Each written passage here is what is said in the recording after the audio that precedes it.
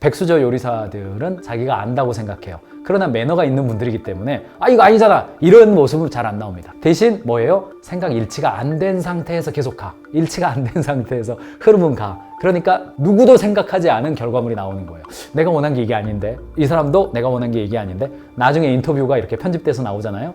그렇게 나오게 되는 거죠. 여러분 어떠세요? 조직 내에서. 자, 리더십 이야기로 좀 갈 텐데, 이 백수저들은 뛰어난 사람들입니다. 인재들이 모였어요. 그 어벤져스인 겁니다. 화려한 이력을 가진 개인들이 모였습니다. 그 다음에 마스터 셰프 코리아2 우승자 최광록 셰프, 세계 3대 요리대회 이관왕 조은주 셰프, 존경심이 가는 그런 분들이죠. 근데 이런 분들이 모인 거예요. 근데 문제는 뭐냐? 의견 조율이 어려워요. 시작부터 역할 분배가 잘 안 됐어요. 주 메뉴를 가지고도 한참 싸우더니 아무도 정리를 안 하고 갑자기 누구는 고기를 잡고, 지선, 제가 생각한 조림이 너무 짧으니까 고기 조리법에 대한 의견의 차이가 있죠.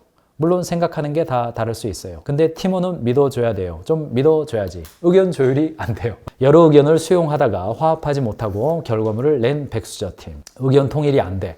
좀 더 화합을 이끌어냈으면 좋았을 텐데 잘 안 되는 겁니다. 잘 안 돼요. 결과적으로는 화려한 개인들을 모아놓으면 좋은 팀워크가 생길 거라고 기대하지만 경영자 입장에서는 어때요? 오히려 더 많은 비부가가치 업무들이 반복되는 경우도 많이 나타나죠. 그걸 우리는 이제 아폴로 신드롬이라고 부릅니다. 미국과 구소련이 우주 개발 어떤 경쟁을 펼쳤을 때에 다 사람들 때려 박았습니다. 사람들 때려 박았는데 안 나오는 거예요. 결과가 안 나와요. 그래서 사람들이 붙인 이름이 아폴로 신드롬이다. 이렇게 붙였습니다.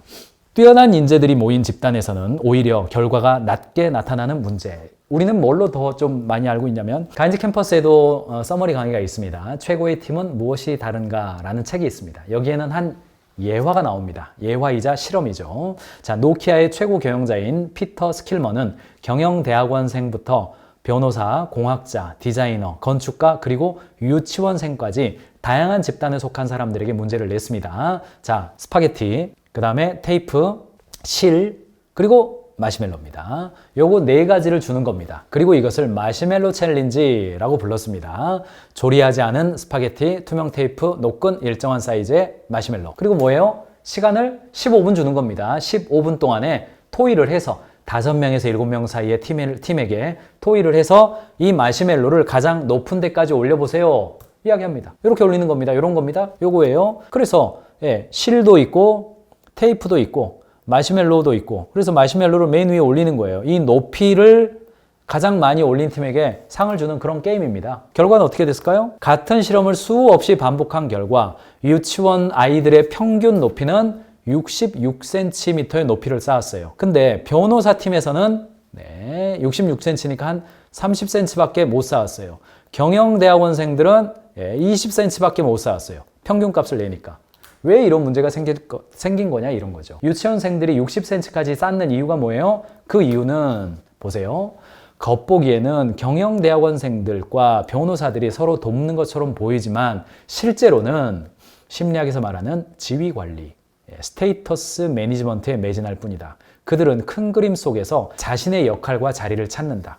책임을 맡은 사람이 누굴까? 저 사람의 아이디어를 비난해도 괜찮을까? 어떤 규칙을 따라야 되지? 이런 생각들로 머릿속이 가득 차 있고, 그뿐만 아니라 원활히 소통이 이루어지는 듯한 겉모습과는 달리 자세히 들여다보면 그들의 행동은 비효율적이고 망설임과 비생산적인 경쟁으로 첨철되어 있다. 해야 할 일에 집중하는 대신 앞다퉈 불확실성을 찾아 헤매고 자신의 지위를 지키는데 많은 시간을 소비하다 보니 정작 문제의 본질을 놓치기도 한다. 그러나 유치원 아이들은 체계가 없지만 단일한 독립체로 효과적이고 효율적으로 움직인다. 어깨를 맞대고 힘을 내서 일한다. 재빠르고 민첩하게 움직이고 문제가 생기면 돕고 나선다. 위험을 감수하고 결과의 해결책을 나선다. 유치원 아이들이 똑똑해서 이기는 게 아니다. 그 이유는 협동하기 때문이다. 아이들은 단순하고도 강력한 방법을 사용한다. 평범한 아이들과 같은 이런 방법을 쓰면 능력을 단순히 합한 것보다 큰 성과를 낼 수 있다. 아이들의 단순하고도 똑똑한 방법이 뭡니까? 바로 실행력이라는 겁니다. 실행력이에요. 똑똑한 사람들이 모이면 그 일을 해결하는 똑똑한 프로세스를 제안하고 어떤 방식으로 이해해야 될지 관료제를 먼저 만들어요. 경영대학원, 특별히 MBA 출신들은 마시멜로 챌린지 이걸 주면 어떻게 할 건지 역할 분담부터 한다는 거예요. 역할 분담부터. 그리고 리더를 누가 맡고 어떻게 운영하고 그거부터 하느라고 실행을 안 해요. 근데 아이들은 먼저 손부터 갖다 대죠. 실패하면 다시 올려요. 실패하면 웃고 다시 올려요. 근데 똑똑한 사람들은 실패하면 원인 분석하느라고 원인 분석 마비증에 들어간다는 이야기입니다. 결과적으로는 마시멜로 챌린지, 아폴로 신드롬에서 우리에게 주는 교훈이 뭐냐? 흑백 요리사에서도 우리가 발견하는 것처럼 우리가 뭔가 진행할 때 이렇게 하면 제대로 돼야 되는데 라고 하는 패턴이 강한 사람일수록 실행력이 약해진다는 이야기입니다. 그래서 흑백 요리사에서도 보면 흑수저들은요 자기들이 잘 모른다고 생각해요. 우리는 잘 몰라. 저 잘 모르는데요. 이렇게 이야기해요. 그러니까 서로 도움을 요청해. 서로 도움을 막 요청해. 이건 어떻게 돼요? 이건 어떻게 돼요? 그러니까 좋은 결과가 나와요. 근데 백수저 요리사들은 자기가 안다고 생각해요. 그러나 매너가 있는 분들이기 때문에 이거 아니잖아. 이런 모습은 잘 안 나옵니다. 대신 뭐예요? 생각 일치가 안 된 상태에서 계속 가. 일치가 안 된 상태에서 흐름은 가. 그러니까 누구도 생각하지 않은 결과물이 나오는 거예요. 내가 원한 게 이게 아닌데, 이 사람도 내가 원한 게 이게 아닌데, 나중에 인터뷰가 이렇게 편집돼서 나오잖아요. 그렇게 나오게 되는 거죠. 여러분 어떠세요? 조직 내에서. 승리하는 팀의 팀장들을 통해 배우는 리더의 태도. 마지막 세션입니다. 그래도 중간중간을 보면 흑수저 쪽이든 백수저 쪽이든 굉장히 탁월한 리더십의 모습들은 이렇게 잘 보여집니다. 보니까. 흑수저 쪽이죠. 저의 욕심은 잠시 내려놓고 팀원들이 잘할 수 있는 거를 찾아서 트리플 스타 반찬 셰프님한테는 제가 육전을 맡겼어요. 고기 팀전 우승팀 팀장 트리플 스타 이야기죠. 이쪽이 있어요. 백수저 쪽이죠. 셰프님이 가리비 싹쓸이 해 오시고요. 생선팀 쪽 우승팀장 최현석입니다. 이분이에요, 이분. 아무튼 뭔가 좋은 결과를 내는 팀 쪽에서의 특징이 나타나는데 그게 뭐냐면 팀원들의 강점대로 아레나를 잘 이렇게 역할 분배를 해요.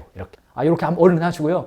이렇게 해주시고요. 여기 이런 모습이 나와요. 민첩하게 움직이는 모습이 나옵니다. 150분까지는 한번 해서 먹어보고 결정하겠습니다. 이거 잠깐 모여서 드셔보시고요. 이거 먹어보시고요. 국물 베이스 정해야 될 것 같아요. 자꾸 물어봅니다. 요 승자거든요. 승자겁니다.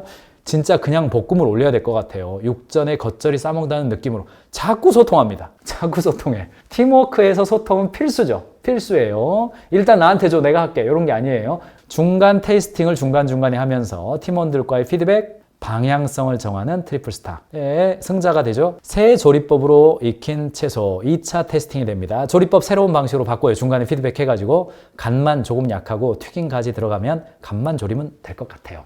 이렇게 되죠. 자, 셰프님이 킵니다. 이거 맛있었어요. 그렇게만 좀 해주시면 될 것 같아요. 팀원들에게 인정과 지지를 아끼지 않죠. 이 사람은요, 요게 굉장히 익숙하고 자연스럽더라고요. 이러면 될 것 같아요. 이래요. 매장에서도 그러는 것 같아요. 실제로 주방에서도 자신의 일상생활의 주방에서도 이렇게 안 하면 이렇게 자연스럽게 그러면 될 것 같아요. 이러면 어때요? 이렇게 좋아요. 이렇게 다 자연스러운 언어로 나옵니다. 참 부러운 지점입니다. 그 대파가 부족해요. 그런 상황이 이제 하다가 발생한 것 같아요. 근데 흑수저 쪽한테 가요.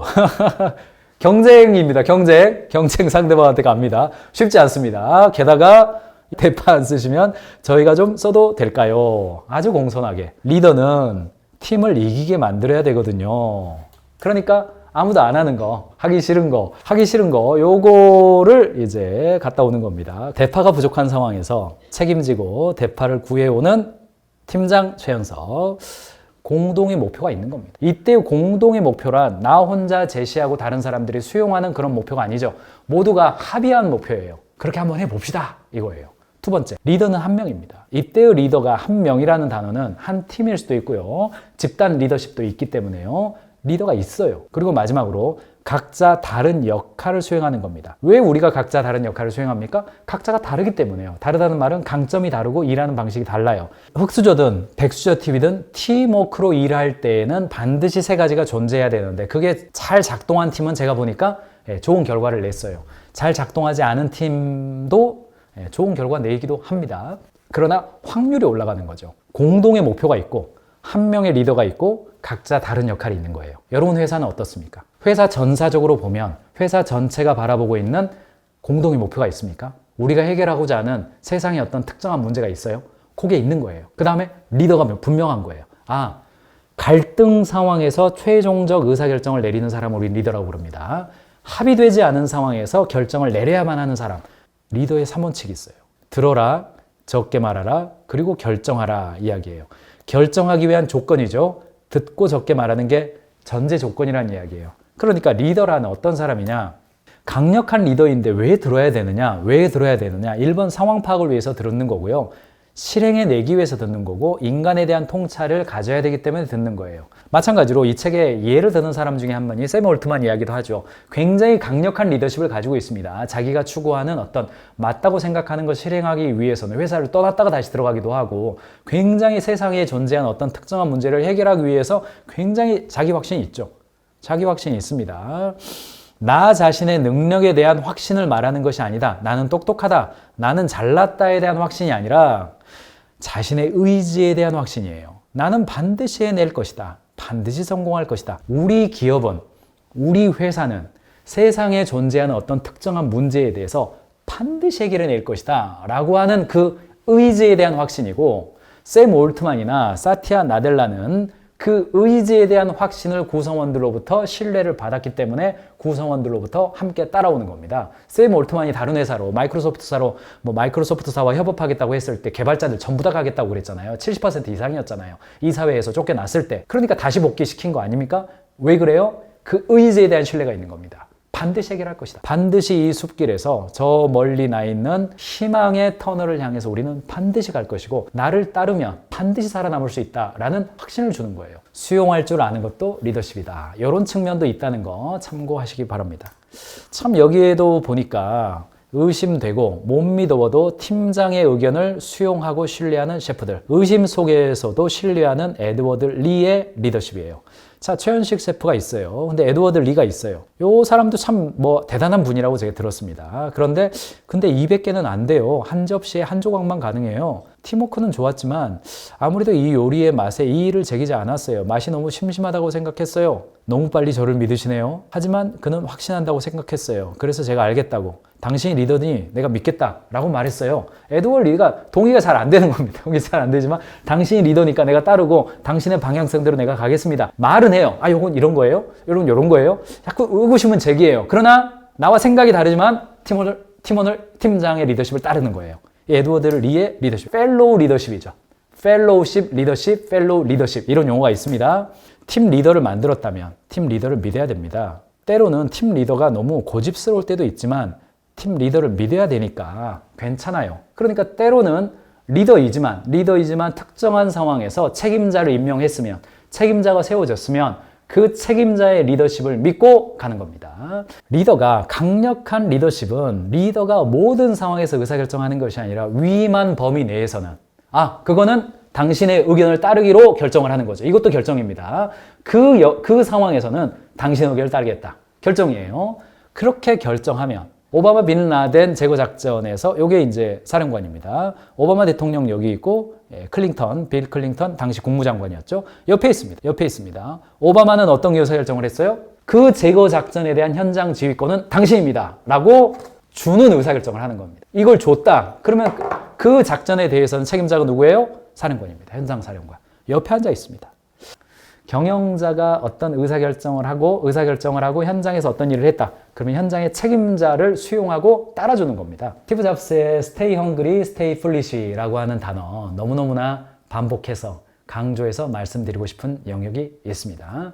백수저 셰프와 흑수저 셰프가 대결하고 경쟁하는 동안에 결국 중요한 게 뭐냐? 어떤 사람이 승자가 되냐? 사람들은 누구에게 결국은 열광하냐? 그가 흑수저에서 혹은 백수저에서, 흑수저들도요, 이번 일을 계기로 해서 흑수저 생활 끝입니다. 그 사람들 다 백수저 돼버립니다. 그러니까 그것은 중요한 게 아닙니다. 중요한 게 뭐예요? 언더독 정신이죠. Stay hungry, stay foolish.